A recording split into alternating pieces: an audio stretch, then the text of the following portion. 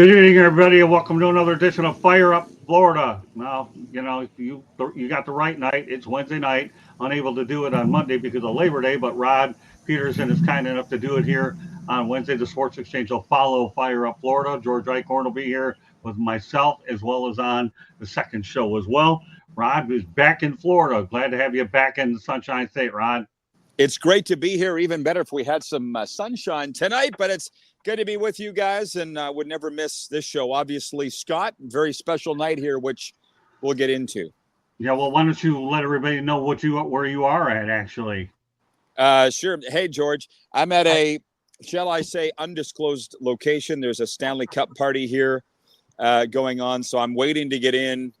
We were supposed to have gotten our photos taken with a Stanley Cup already, but these things don't all go according to plan, as we know. So it's a big party. It's at a downtown Fort Lauderdale restaurant. And a very good friend of mine is Phil Pritchard. You guys might know the keeper of the cup. He's been traveling with the cup for over 30 years. He's here. So we had a good visit. I'm with the crew from Cardinal Gibbons High School football team, the Chiefs. So there's a whole gang here, and they're all excited to meet Aaron Ekblad and get photos with the cup and ask Phil questions. So, hey, first time for everything, man. This Stanley Cup has partied hard in South Florida in the last couple of months. Well, you'll have an active chat room tonight. Josh Dora, what's going on? This show's going on. Rod with a change of scenery, that's for sure. And obviously, D. Lowe's knows how to spell Rod with a bunch of D's. And I love how Rod always is in a different location. No doubt I about don't. It, yeah. Yeah. You may love it. He doesn't. All right. Well, let's go out there and get this show rolling. All right, so when the Panthers hit the ice for the 2024 home opener on October 8th against the Boston Bruins, they'll look a little bit different from the squad which hoisted the Stanley Cup. Garner forwards Vladimir Tarasenko to the Red Wings, Detroit, Ryan Lomberg, Calgary, Kevin Stenlund to Utah, defenseman Brandon Montour goes to Seattle, Oliver Ekman-Larsson to Toronto, Josh Mahura to Seattle, goaltender Anthony Stolarz to Toronto. And then, of course, Bill Zito added forwards Jesper Boqvist, Thomas Nosek, A.J. Greer, along with defenseman Nate Schmidt and Adam Boqvist. So with that said, why don't we go ahead and, Rod, you talked about it. How about summarize their move? Yeah, Joshua Tarasenko went to the Red Wings. I know that breaks your heart, but let's go. Well, you guys have won a lot more cups there in Detroit, so you can talk to me about changeover with teams. Like, I was adding it up. With Kevin Stenlund, who was a role player here, that makes 8. That's almost half the roster, guys. However, that's in bodies, but it's not financially half the roster. So they still got Tkachuk, Barkov, Reinhart, Sergei Bobrovsky, Aaron Ekblad, who's here tonight. So I think, can we speak about this? Would you agree? If you've got that core group locked down, am I on your Jeep here? Okay, I'm sorry. If you got the core group locked down, I think you're okay. And the rest of the guys around it are bit parts. Or as somebody said to me today, side dishes. As long as you have the main parts there, the side dishes can change. That's, I think, in any league, wouldn't you guys say?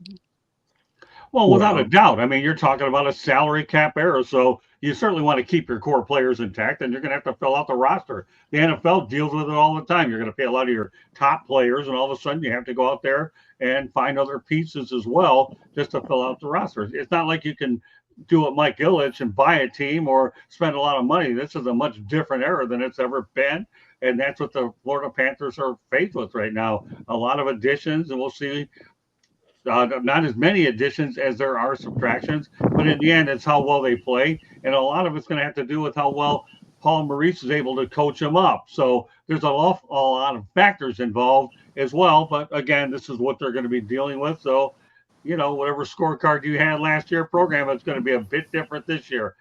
Go ahead, George.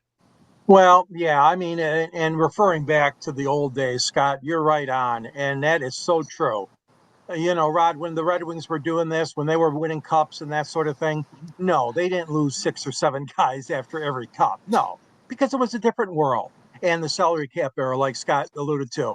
So now you got a situation where the teams, they just can't keep everybody. And like you said, the important thing is the core. Now, Detroit in that era, of course, had guys like McCarty and Draper and Kosar, and those guys, they wanted them to stay around the third and fourth, the grind line, for example. and they were able to keep them. But it's a totally new world. I agree with you guys. You're not going to be able to do it, but you got to keep as many of those guys as you can and within the salary range that you can, and hope for the best and hope to still contend for the cup the following season. So you enjoy this. The thing I feel sad for is these guys that have left already. Of course, they had a chance to celebrate the cup one day or whatever when it rotates around, but now they're gone. And unfortunately, they're with other organizations. But it's still an outstanding achievement, obviously, for the Panthers. So, Rod, my question is to you: of all the people that I've mentioned that have departed, which ones do you think will be the biggest? Which will be the biggest impact about where the Panthers are going to miss these guys? I ran that poll on our Instagram page at Cats and Bolts Podcast, and the fans said Ryan Lomberg, but I think that's just because he was a fan favorite and he was around here quite a while in the way that he plays. It's probably actually Brandon Montour, number 62 on the blue line. He was in a lot of ways the quarterback of the power play, along with Oliver Ekman-Larsson. Like they have lost a lot of their blue line. Ekman-Larsson's gone to the Leafs. But I want to say it's Brandon Montour, but it's not that he's not replaceable. Like, I'll be honest with you, way back in February, Bill Zito re-upped Gustav Forsling to the bag, as they say. I think it was $8 million deal, and he left Montour to the offseason. I heard whispers that Montour wasn't happy about that. Basically, Forsling was chosen over him to stay. So you can't keep them all. George said it earlier. I mean, it's very interesting. You talk about this 90s wings. You back in the day, guys, you probably had 17, 18 guys back, 19 even maybe, right, from a Stanley Cup winner. Now we're talking about half the team's gone. It's ridiculous. Yeah. But that's a way too long answer, Brandon Montour. Yeah, but they knew that was coming anyway. So the Panthers were definitely in a win now, and they were able to do that. Candy puts up a lot of these comments up here with Joshua. Just start off with Tarasenko. Joshua Dorr, obviously, I guess he has a problem with it because of where George and I are from, and that he ended up taking the trip up I-75 by 19 hours to wind up there. But it is news to him. He says Lomberg has a personality, but not on the ice. Okay, well, that's fine. I'm trying to figure out what that means. I realize toughness is what it is. I agree with you, Rod, on Montour. So, but getting back to my point, so why don't you repeat it one more time? Which one do you think is going to be the impact to be the hardest? It's Brandon Montour. But I just want to bring up Tarasenko. Because you got him now, George, in Detroit. So we'll see how that pays off. Yeah. Because I've been covering and around the National Hockey League for a long time. And we're just talking tonight about my dad winning a Stanley Cup with Dallas in 1999. I don't think I told you cats that. Tarasenko, my dad was a scout, by the way, so I know how to evaluate players. Right. For years, everybody thought this guy was lazy. That was the book on him. Not that he was a bad guy or a bad teammate, but that he didn't work hard enough. Yeah. So when the Panthers got him at the trade deadline from Ottawa, I'm like, oh boy, how's this gonna go? But I watched every Panthers game, and I was at all the games. Well, we lost him. He's remote. He was at all the games. We hope we can get him back here. Yeah. Well, all right, we've got him back. All right. Oh, sorry, guys. What's the last thing you heard? At a lot of games. You were at. Oh yeah, I was at all the games. So I watched him. He was on his best behavior for 3 months. So the point is, on a short-term thing, he was on his best. He was back checking. He was working hard. He was going in the corners. All the things I heard he wouldn't do. So maybe the key is on a short-term basis, you want these guys, but not over the long haul. But Tarasenko did win a Stanley Cup with the Blues in 2019. So I think I think they got a good player there. But I don't think he's got a bad attitude. Well, Josh, this is a little stretch, but put it up there anyways, Candy. Tarasenko back to Florida at the deadline when the Wings miss the cup. Please, Josh. I mean, I realize you. That's a long shot. Yeah, Josh, I understand some of your comments are based on passion, but do me a favor, utilize a little common sense about what the deadline is and what their situation is as far as salary goes. So, Josh, I can handle a lot of your comments. Some of them, to me, are just a little bit too far-fetched, especially before the puck even dropped for the season. So he left to see the cup, whatever, Josh, okay? I'm not going to calm down, but I want to make sure that certain points are made. They haven't even dropped the puck yet. and you got the Red Wings missing the playoffs. Do me a favor, Josh. Take a little bit of advice from Aaron Rodgers. Relax, okay? The season hasn't started. I meant miss the playoffs. It's okay, Josh, for us to let you know that I love your passion and all that. Don't need to pigger me over a damn joke. You know what, Josh? Indicate it's a joke and I won't, okay? But it is what it is, Josh, okay? And now Rod is going out there and clapping for me, so you better do your best and find a way to recover from what you just did to yourself. Okay, yeah, I'm calmed down. I got 2 shows tonight. My good, I meant miss the playoffs. Whatever. Okay, anything else you want to add to the Tarasenko thing? I was just going to say too. I'll interject here. The Red Wings, of course, had good reports on Tarasenko.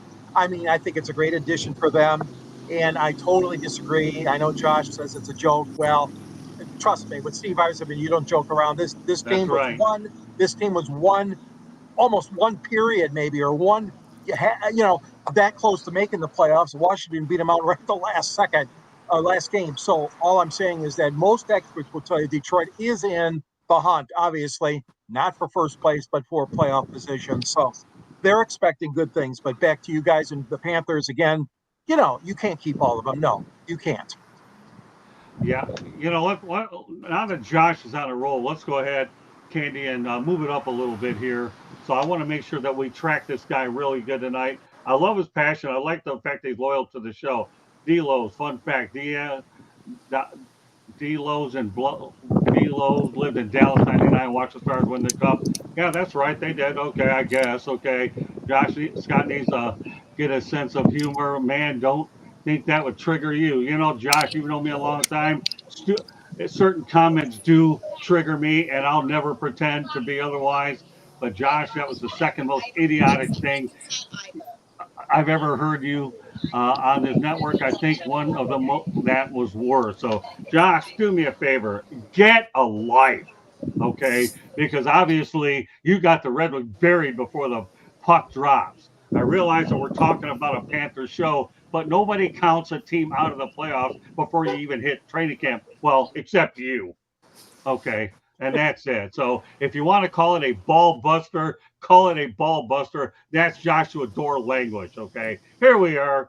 I'm supposed to make sure that I keep my voice intact, and it's fine. It's an even keel it needs to be with this type of stuff. Now watch. He may have to retreat for cover, okay, because now he's in a deep hole. So, Rebecca, you better save Josh from himself. And I love you, Rebecca and Asher, but let's move on to the next subject here, and we can go from there. D-Lowe's has got Joshua in check, okay? And that's what and we're not talking chess. We're just talking check here on the show. With that said, now that I've said my piece, let's go to a station break, and we'll go on to the final 2 topics of the night. Go ahead, Candy. You are listening to the South Florida Tribune. We are coming to you live tonight. If you like podcasts, you can find us wherever you get your podcasts. Apple, Google, Spotify, iHeartRadio, we're there. The South Florida Tribune also published a book last November. It is called Lessons from the Microphone, Tuning into the Enduring Wisdom of Visionary Leaders. It is written by none other than Scott Motor City Madmouth Morganroth, and the foreword is written by George Eichhorn. It is available on Amazon, Kindle, Barnes & Noble, Apple and Google Books. You can find a link to it also on www.southfloridatribune.com, where you can also find a link to our apparel store. There's also great articles written by Scott, Rod, and George. They all write. I take pictures. Go check us out. Back to the station. All right, well, here, I like what Joshua says. I'm done with this. I'll stick to cats and bulls. That's okay, Josh, okay, because here's my thing, okay? Rod and I come as a team, so if you're going to meet him, right, Rod, he has to do it with us both together, right? It's not just going to be you because we are a team. The problem with Josh is he can't take it, but he can dish it out. He's done it so many times, and all of a sudden, he looks like a weak sister because he dishes it out and he can't take it. There's no Jacob Christner to kick around tonight. He can't kick me around. This guy here can make certain statements, and you know what? The bottom line is I can't handle it. Scott's beating me up. Please don't beat me up. Okay. The problem with you is you are so offended over nothing. No, I don't. Josh, am I offended over nothing, Rod or George? What do you No. I think? say let's move on. That's what I Yeah. say. Yeah, I think we're going to move on, but I'm not making a fool out of yourself. I'm making a fool out of you, okay? Because you put these things in the chat room and they're on there for record. So it's okay, Joshua. It is what it is. But hey, Rod, the one thing I've done, and George and I know this, because when we were dealing with radio back in the day, if we ran into a caller that was out of control, what did we used to do, George? We used to click the button, get rid of them, right? Yeah. Yeah. Yeah, well, Josh is reminding me of the good old days in the FCC, but he's getting rid of himself. He's looked all day, and I don't think he ever thought he would get Mike Tyson and Peter McNeely tonight. That's for sure, because that was a quick knockout. All because he thought the Red Wings would miss the playoff before the puck even started, and training camp hasn't even had. If that isn't stupid, I don't know how much stupider you get. All right, well, we're going to go back to the past a little bit, and this is a really, really good story. Okay. Did you know that 53 years ago that Bobby Orr signed the NHL's first $1 million contract? Orr was coming off a league record 139-point season in the first year of the deal. Orr won the Norris, the Hart, Conn Smythe, and Stanley Cup. The contract was a 5-year deal worth $200,000 per year. Now, Josh, I'm not out of control. I think the bottom line is everybody around the world knows that this is not out of control. And I think you better back off, Josh, before I make you look worse. So you better quit while you're ahead. Okay, because I'm on the air. You're out in the chat room trying to defend what you've already done. Back to Bobby Orr. Unquestionably one of the greatest defensemen on the planet. Okay. So what are your thoughts about Bobby Orr? I always wanted to talk about Bobby Orr, but think about it, okay? A 5-year, $200,000 contract worth $1 million. And look what these guys are getting. I mean, now it's unbelievable. Gotta love Bobby Orr and those moves that he made, part of the original six. So go ahead, Rod. Everybody knows how good Mr. Bobby Orr is. Well, I'll tell you what's really astounding. I was born in 1972, so that was right in the prime of Bobby's career. I honestly can't say I watched him live. What I know is that his career was cut short. So one thing my parents always talked about was what could have been. But if you're talking about the Mount Rushmore of the National Hockey League, it's Gordon Howe, Robert Gordon Orr, Wayne Gretzky, and then the fourth is, I don't know. Maybe that's yet to be decided. I kind of like to think Sidney Crosby, although, Alex Ovechkin, if he catches Gretzky for the goals record, who knows? But Bobby Orr, as you know, lives down here, or at least I've been told that. In South Florida, West Palm area. I'm hoping to run into him at American Bank Arena. To have a defenseman in the conversation as the greatest hockey player ever says how good he was. Basically, is what I'm saying. Yeah, this guy was an offensive defenseman. He's the one that go up there and set the standard for guys like Nicholas Lindstrom and a lot of these guys that can carry the puck over the blue line is what you really have. And Bobby Orr, everybody knows that he's known for that goal that he hit out of midair. I mean, those Boston teams back in the 70s were just unbelievable teams. They really, really were.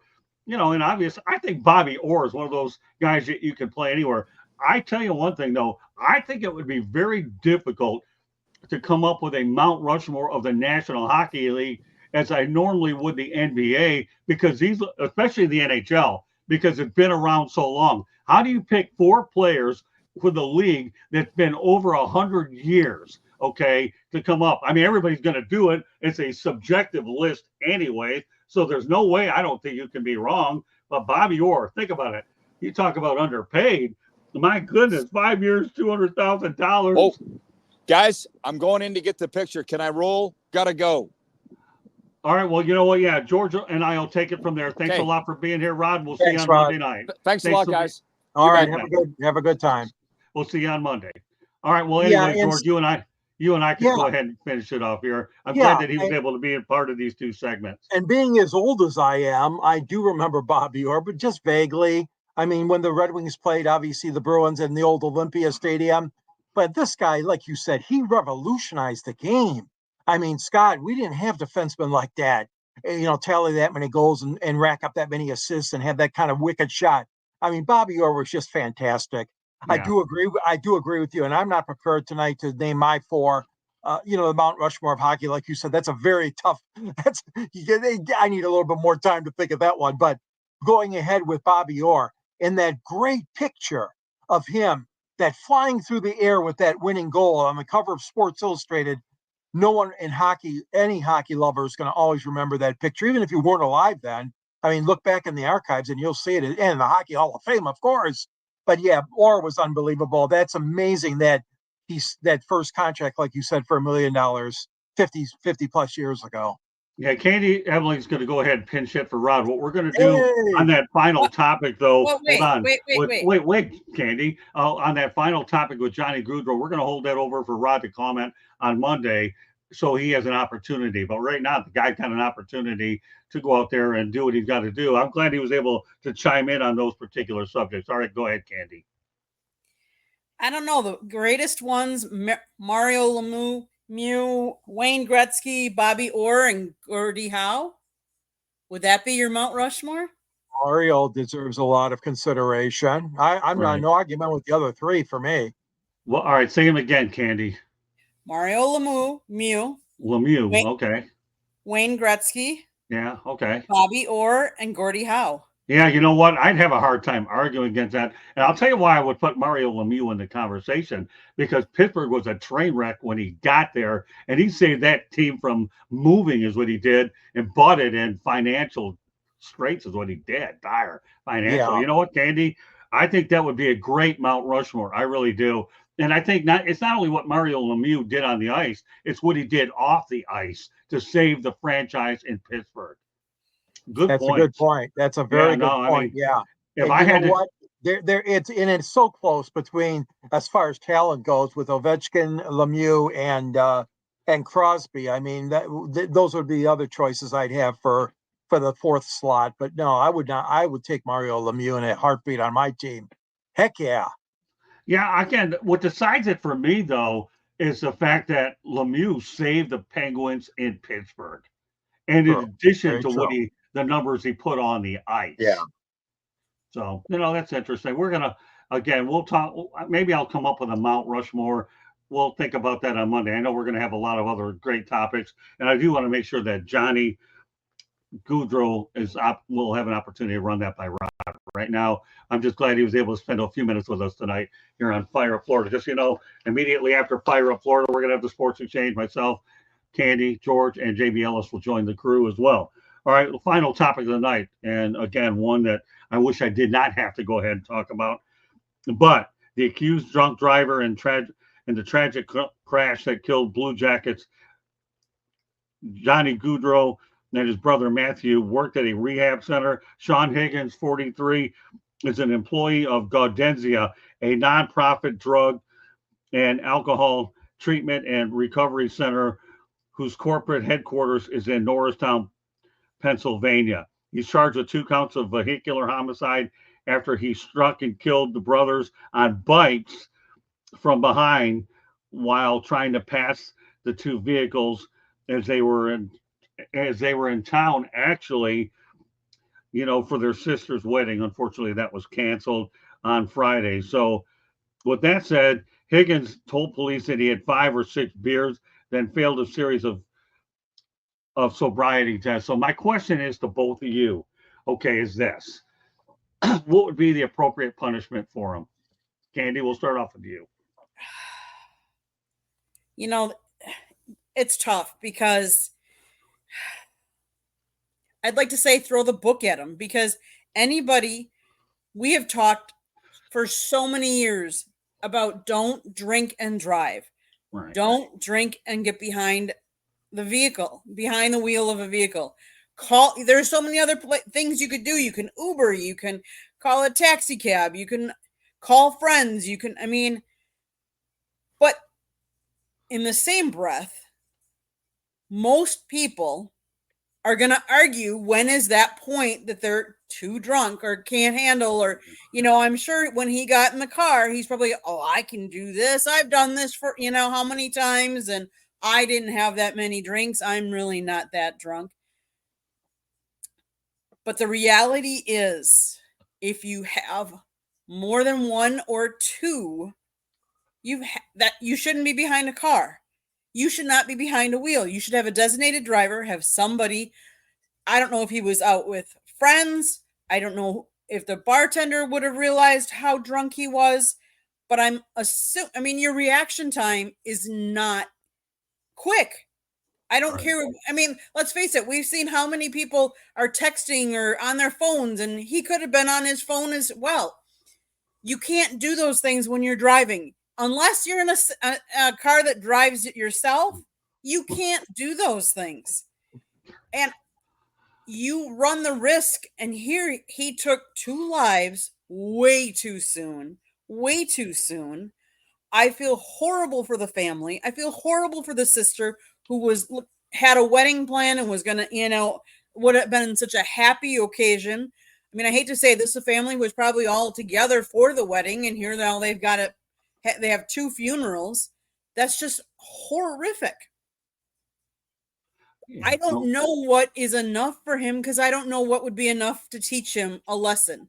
I had a friend whose mother was killed by a drunk driver, and it was his 5th offense of drunk driving. Like, we've got to have a stiff penalty, because people have to realize that they can't do this. They can't do. There's so many other things you could have called, like I said, an Uber, a friend. I mean, it's got to be a very stiff. I think, especially because it took 2 lives. Okay. It has to be stiff. It has to be stiff. We have to start really giving a penalty so that people stop doing this. There's no reason for drunk driving anymore. Okay, fair enough. George, what do you think? Well, yeah, I agree with what Candy said. I mean, this was no way to drive home. I mean, first of all, the pictures I saw, that road was pretty narrow. And so if you've got 2 guys on a bike path next to this car that he was trying to pass, it's very, very difficult to pass cars on those narrow roads. I'm really leery of doing it, and I've been driving for 60 plus years. So 50 plus years, I'm sorry. But anyways, it's just a shame, and it's really sad. My heart says he needs to stay in jail quite a few years. I'd say at least 20. And again, I'm not no lawyer here or a judge or an expert in the judicial system, but this guy needs to get behind bars and stay for a long time. What he did was just irresponsible and totally hurt this family forever. And like you said, Candy, the family wedding, everybody was together. I'm sure the wedding was going to be the next day in Philadelphia, I guess. I heard, or a suburb of Philadelphia. And, his sister had to cancel that. Young families, they have, it's just horrible. It is really horrible. And, the thing is that there's just been outpouring of love, outpouring of support, obviously, for the Blue Jackets and for their family and their team. And obviously he had a great career in Calgary, as we know. So, Scott, I mean, literally, this guy's got to have the book thrown at him. Okay. Well, here, I'm glad you 2 went first, okay? Because I'm not going to be as nice as you guys, okay? Number one, I still don't believe in self-driving cars, no matter whether or not people want to tell me that they're good, they have this. I don't even care. I'm driving it myself. I can drive, in my opinion, a vehicle better than a self-driving car at 60% until I'm convinced of the technology. Now, I know some of these other people out there might say, there's nothing wrong with them. Go ahead and look at them, blah, blah, blah. Hey, to each his own. I'm not sold on self-driving vehicles, and I'm not getting one, period. And if I'm forced to change my position, so be it. But right now, as of September 4th, 2024, I'm not getting a self-driving vehicle. With that said, you have Uber, you have Lyft. I'm sure there's a lot of other ride-sharing assisted places he could have gone there. But you know what? Remember, we live in a state where there is a death penalty and capital punishment. This guy didn't kill 1, he killed 2. And I've always said killing 1 should be the death penalty, but when you get 2 for the price of 1, this way under a DUI, there's no doubt in my mind that, to me, Sean Higgins deserves a death penalty, period. The death penalty, capital punishment. And that's what I think.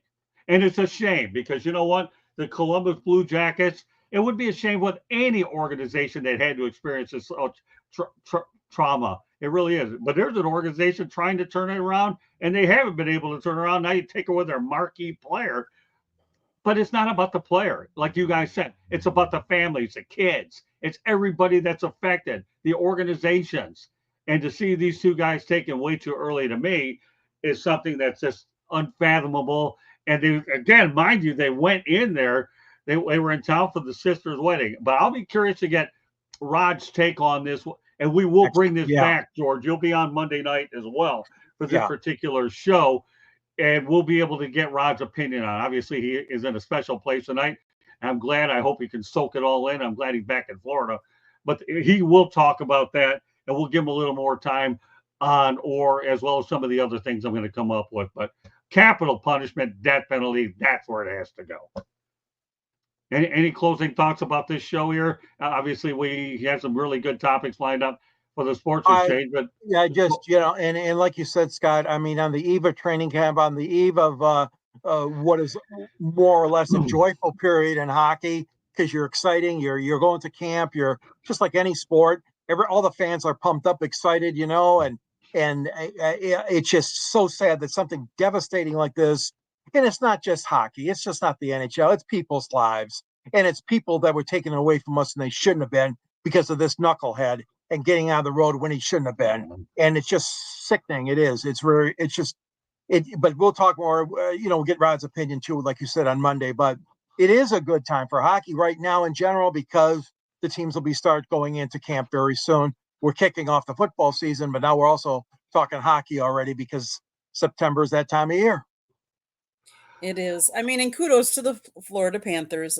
Like they're still reveling in this whole Stanley Cup winners, but there's a reason we play the game, and so it's going to be the start of the season. Everybody has a chance to make the playoffs. Everybody starts 0-0.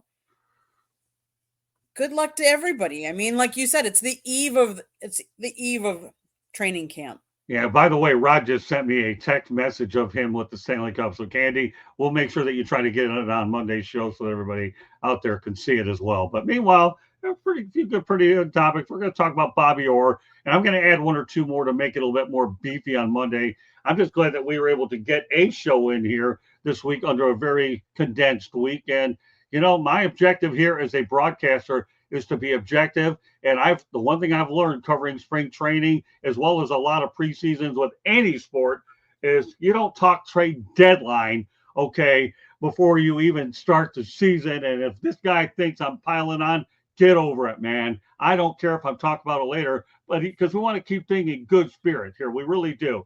The Florida Panthers have their hands full because now they're going to be the hunted, and they've lost a lot of players, but the thing they've got going for them is they have a general manager that's like Einstein. Bill Zito reminds me of Ken Holland in his prime. These great general managers always find a way to make the right deals at the right time. But in Bill Zito's case, okay, here's a guy that's inherited an organization that was dormant for a long, long time and changed the culture of it.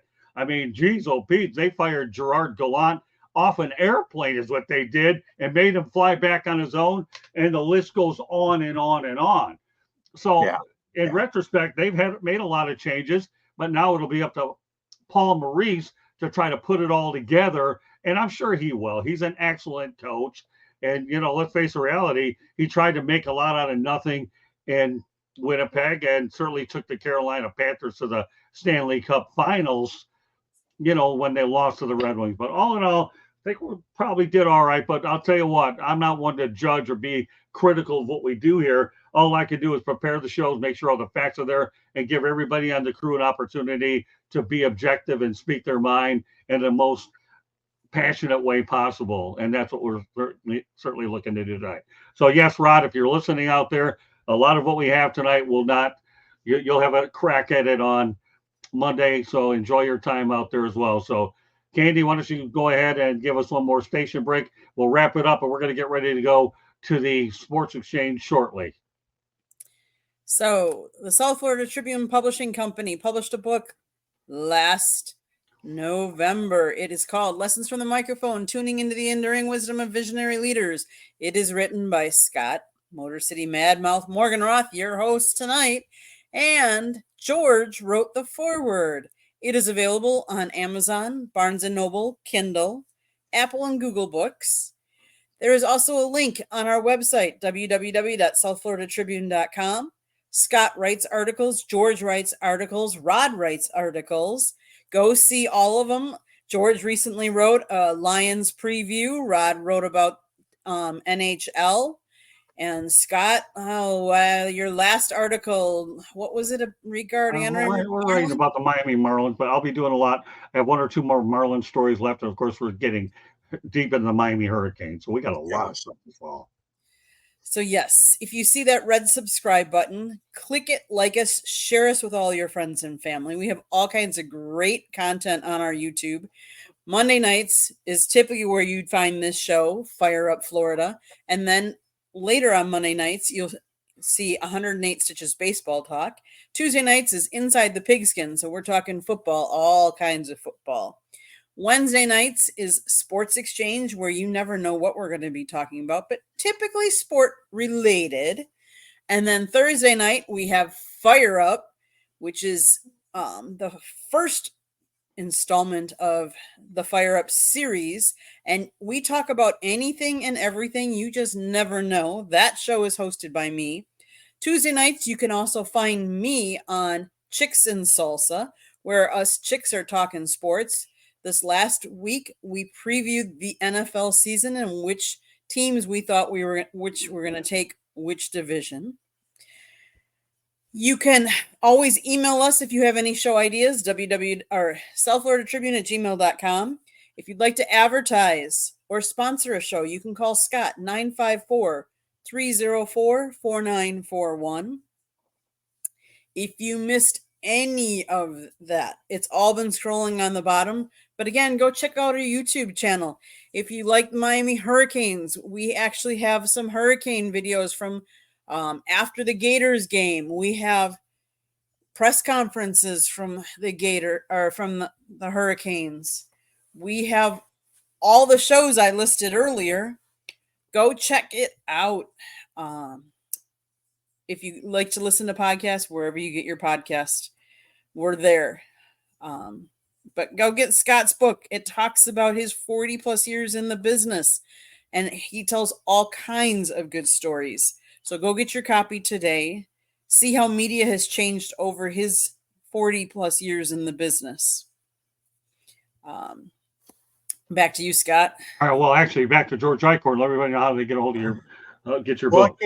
Candy explained. I'm a writer also for the South Florida Tribune on the Motor City Tribune page. And in that column of mine, the article, if you will, you can go down to the end of it, and you'll see a link to the book that you see over my shoulder here, Detroit Sports Broadcasters on the Air, where we chronicle over 50 years of great sportscasting from way back in Ty Tyson days and Bob Ufer, and all the way up to George Blaha and Frank Beckman and Brad Galley and all the great people we have on the air, Dan Miller included. So, Scott's in the book because Scott and I got our start in Detroit on a show called Sports Talk with Ron Cameron. And then we also founded the Sports Exchange. So it's really a good read.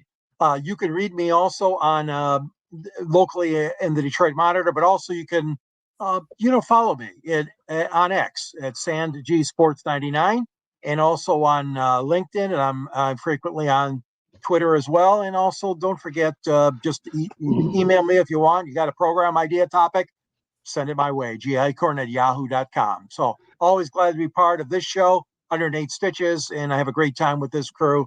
You guys do a fantastic job at the network. All right, well, that does it for Fire Up Florida here on Thursday night, September 4th. Rod will be back with us, hopefully in its full entirety on Monday night.